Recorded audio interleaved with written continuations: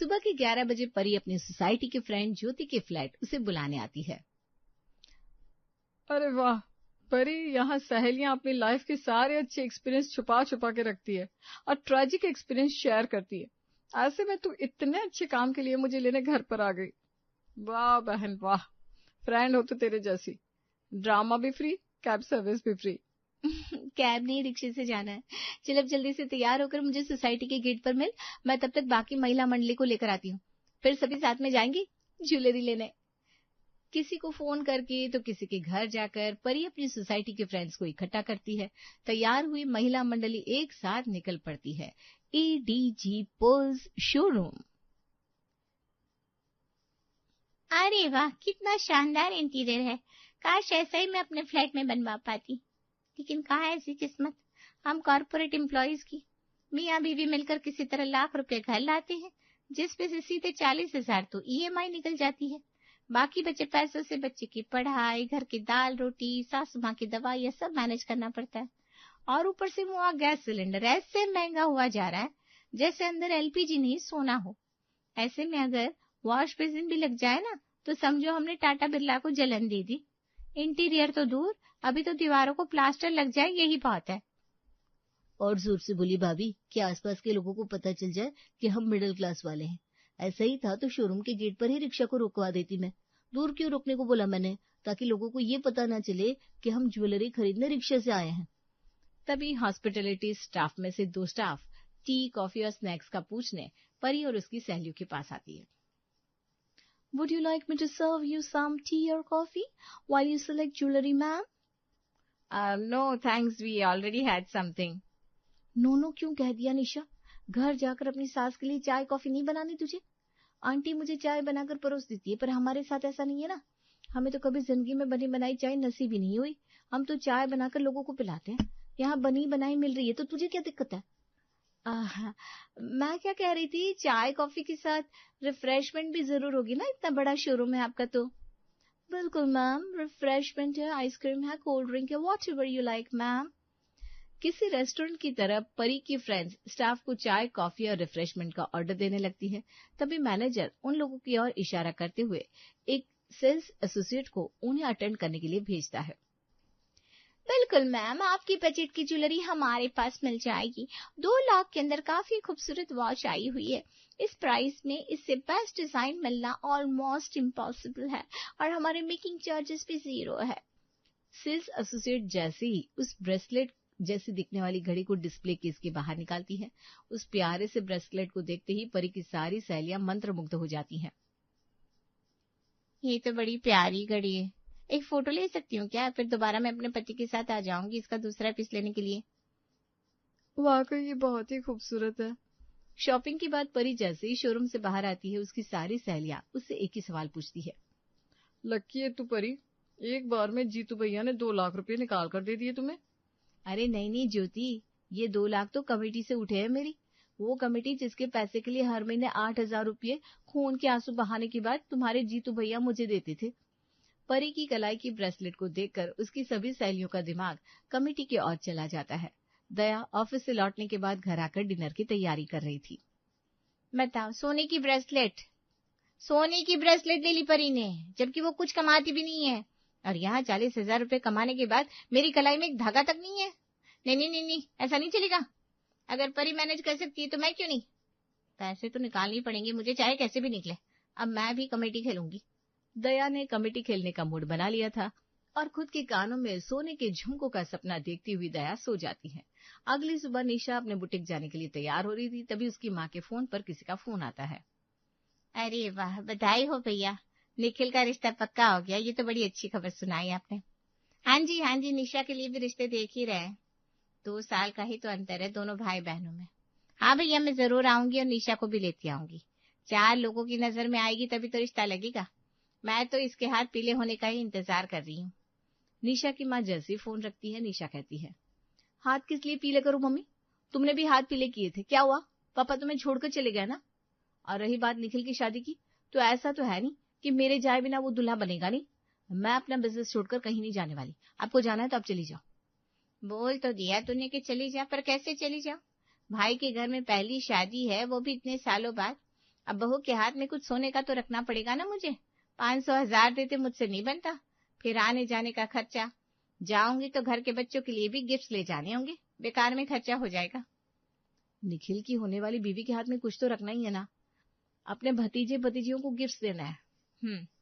अभी तो सिर्फ रिश्ता पक्का हुआ है मम्मी, 10-11 महीने के बाद है शादी, बहुत वक्त है अभी। ऐसे में कमेटी तो डाली ही जा सकती है। कमेटी? अगर एक कमेटी मैंने भी डाल दी तो 10 से 11 महीने में या उससे भी पहले मेरे हाथ में मोटी रकम आ जाएगी। उसमें से 10-12 हजार मम्मी को सोने की अंगूठी लाने के लिए दे दूंगी, 8-10 हजार का एक्स्ट्रा खर्च, और बाकी पूरे 1,80,000 मेरे पास रहेंगे, जो मेरे बुटीक में ट्रायल रूम और मैनिक्विन लगाने के लिए काम आएंगे। यही सही रास्ता है। इसी बहाने मैं महीने में सेविंग तो शुरू करूंगी, और जब सर पर पैसे चुकाने का घंटा लटकता रहेगा तो अपने हाथ से बचत भी हो जाएगी। अब यहाँ 2 विकेट तो गिर चुके थे, बाकियों का भी गिरने ही वाला था। ज्योति नाश्ते के टेबल पर सभी को नाश्ता परोस रही थी। आज शाम को हमें शॉपिंग पे जाना है मम्मा, भूलना मत। एनुअल डे की तैयारी करनी है, बहुत कुछ खरीदना है। ये पकड़ो ज्योति, 1500 रुपया। मेरी बेटी को जिस चीज की जरूरत पड़ेगी उसे दिला देना, और अगर कुछ और जरूरत हुई तो एक बार फोन मिलाना, मैं ऑनलाइन पेमेंट कर दूंगा। विक्रम के हाथों से 15,000 रुपए तो ज्योति ले लेती है, पर पिछली बार एनुअल फंक्शन में जाते हुए जो उसकी बेइज्जती हुई थी उसके दिमाग से अभी तक निकली नहीं थी। मम्मी हम लेट हो जाएंगे, टैक्सी क्यों नहीं मिल रही है? अरे देखना बेटा, अचानक ये मौसम बारिश का हो गया, इसलिए शायद सारे टैक्सी वाले इधर उधर हो गए, तो फिक्र मत कर, मिल जाएगी टैक्सी। ज्योति उम्मीद से यहाँ वहां देख रही थी, तभी बादल से टप टप करके बारिश बरसनी शुरू हो जाती है। जल्दी घर चलो मम्मा, बारिश शुरू हो गई, मेरी ड्रेस खराब हो जाएगी। पिंकी भागते हुए घर वापस आ जाती है और उसके पीछे पीछे ज्योति भी। फिर ज्योति विक्रम को कॉल करती है, पर विक्रम के पास तो कोई जवाब ही नहीं था। एक काम करो, तुम पिंकी को रेनकोट पहनाकर एक छाता दे दो, मैं बाइक से छोड़कर आ जाऊंगा उसे। सजी धजी ज्योति घर पर ही रह जाती है। उसके बाद सहेलियों के सवाल जवाब, ये सब जैसे ज्योति के दिमाग में फिर से आते वो खुद से कहती है, परी ने तो बहुत छोटे अमाउंट की कमेटी डाली थी, मैं भी कमेटी करूंगी पर बड़े अमाउंट की, और इस बार एक गाड़ी ले लूंगी। ये मेरे हाथ खर्च के लिए पैसे नहीं देंगे, पर अपनी बेटी के नाम से तो दे ही देंगे। पिंकी के खर्च बताकर हर महीने पैसे लेकर कमेटी में डालूंगी और गाड़ी सामने लाकर रख दी, फिर क्या कर लेंगे ये। और अगली शाम को परी की तीनों सहेलियां उसके घर इस मसले पर बात करने पहुंच जाती है। सच में? अरे वाह, पर पैसे हर महीने निकालने होंगे। निकाल लोगी तुम सब? निशा तो कर लेगी अरेंज और दया भी कर लेगी, पर ज्योति तुम कैसे? अरे भाई, जब तुम होम मेकर होकर कैश अरेंज कर सकती हो तो मैं क्यों नहीं, भले ही मुझे अचार क्यों ना बेचना पड़े, मैं भी कमेटी खेलूंगी, और कम से कम 5 लाख की।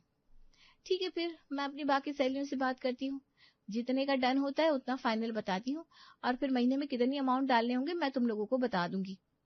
महीने के 20,000 डन होते हैं 5 लाख की कमेटी के लिए, जिसमें परी अपनी 3 सहेलियों के अलावा और 21 औरतों को जमा कर लेती है, और टोटल 25 औरतों की कमेटी तैयार हो जाती है। दिन बीतते वक्त नहीं लगता और पहली कमेटी की तारीख आने वाली होती है। 1 हफ्ता ही है, तैयार हो जाओ सब। किस चीज में 1 हफ्ता है मैडम?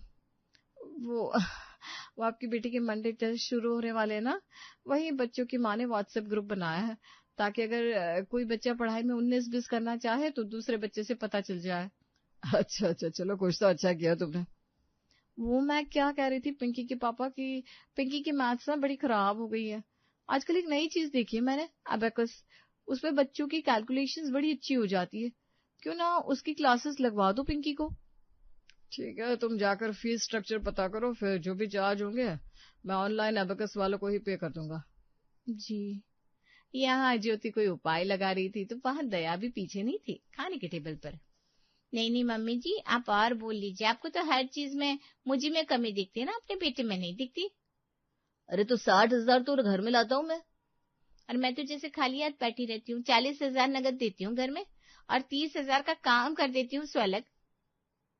खाना बनाना, झाड़ू पोछा, बर्तन, कपड़े, इस सभी के लिए काम वाली कितने में आएगी अंदाजा भी है आपको?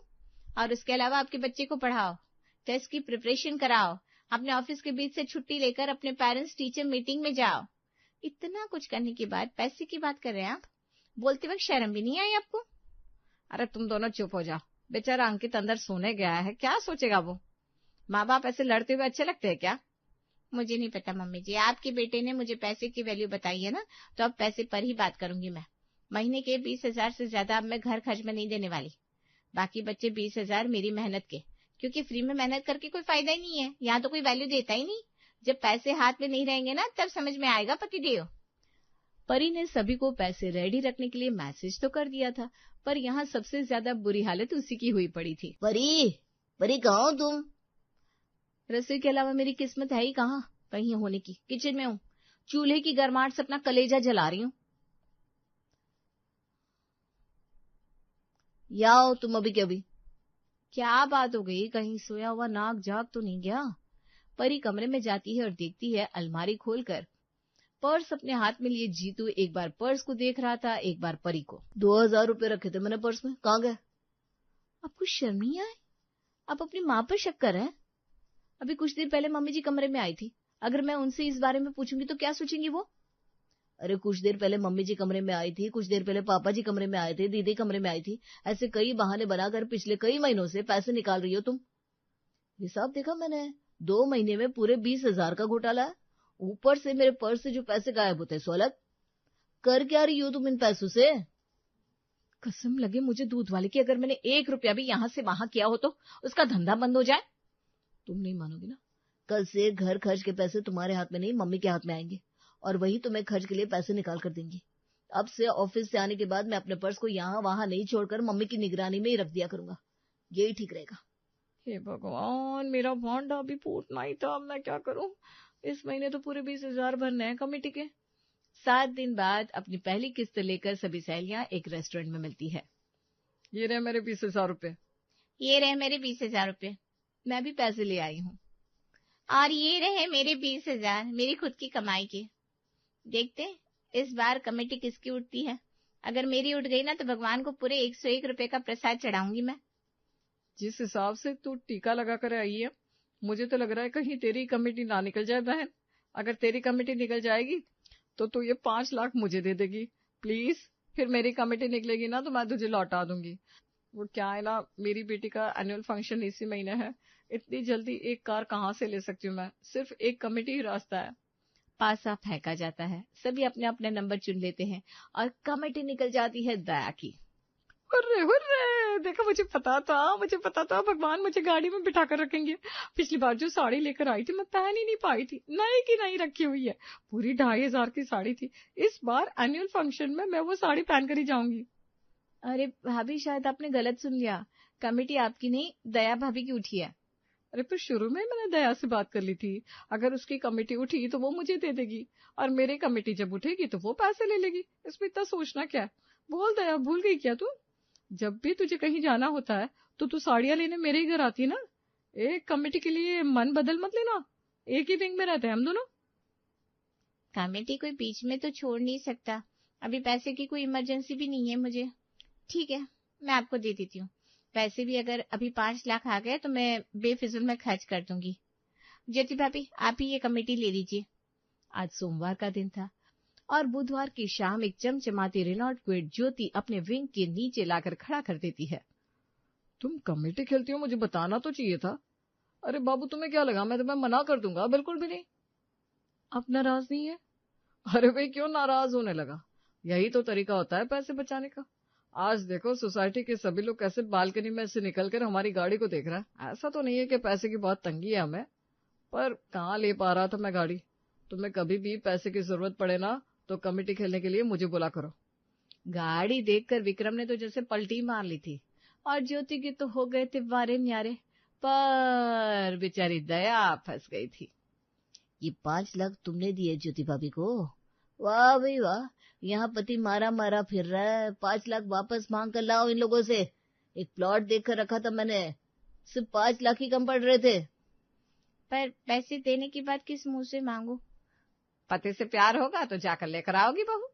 और क्या भरोसा ये सब ज्योति और परी की मिली भगत हो, उसके बाद वो कमेटी में पैसे डालने ही बंद कर दे, तुम्हारा तो बड़ा नुकसान हो जाएगा। ज्योति की विंग के नीचे खड़ी गाड़ी को देखकर सभी के घरों से धुआं निकलने लगा था। अरे क्या हो गया, ज्योति ने पैसे मांग लिए तो दया को दिखाने कि ज्योति तो ब्याही थे आई है, उसके घर से उठाने के लिए उसका पति है। तेरे आगे पीछे कौन है? न बाप, न भाई, न पति। इन 5 लाख रुपए में तेरे गहने बनवा सकती थी मैं। मुझे कुछ नहीं पता, 5 लाख अभी के अभी चाहिए। फिर क्या था, सभी औरतें अपने भाई, पति, माँ, सास, पता नहीं किन किन रिश्तेदारों के साथ नीचे कंपाउंड में आ जाती है। गाड़ी की बधाई ज्योति को देने नहीं उससे पैसों का हिसाब करने। देख ज्योति, तू मेरी सहेली है पर विवेक मेरे पति है। तू ये गाड़ी शोरूम में वापस करके 5 लाख रुपया लेकर आ और मुझे वापस दे दे। ये लो मम्मी, देखा तुम बेकार में ही अफसोस कर रही थी, ये तो पैसे डूबते दिख रहे हैं। और खिलाओ कमेटी, तुम किसी ने यहाँ तुम्हारे बारे में नहीं सोचा परी। अगर तुम कमेटी के बारे में बताती नहीं तो कहाँ से आती गाड़ी? अरे कम से कम 1 डब्बा सोन पापड़ी तो ला सकती थी तुम्हारे लिए तुम्हारी फ्रेंड। दिमाग का दही करके रखा है सभी ने। अरे तुम्हें क्या जरूरत थी कमेटी खेलने की ज्योति? आज के आज इस कमेटी को खत्म करो और आप सभी के 20-20 हजार आप सबके घर तक पहुंचाएंगे। अब से हम लोगों को आपसे कोई रिश्ता नहीं रखना, बात खत्म।